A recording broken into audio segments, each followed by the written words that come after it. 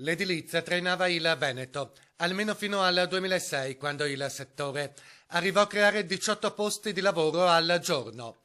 Ora invece la situazione è a dir poco difficile. Ogni 24 ore si registrano 8 occupati in meno. Lo dicono le cifre, lo dicono i sindacati, ed il dato è ancora più sconfortante se confrontato con i numeri delle altre regioni. Addirittura i dati sulla perdita di posti di lavoro è doppio rispetto alla media nazionale, è doppio rispetto alle altre realtà, quindi con un impatto economico-sociale molto forte per il nostro settore. Nell'ultimo triennio nelle costruzioni in Italia l'occupazione è scesa del 2,6%, nella nostra regione del 5,8%. D'altro canto il numero di posti bruciati è soltanto il riflesso di una crisi edilizia che ha visto precipitare gli investimenti.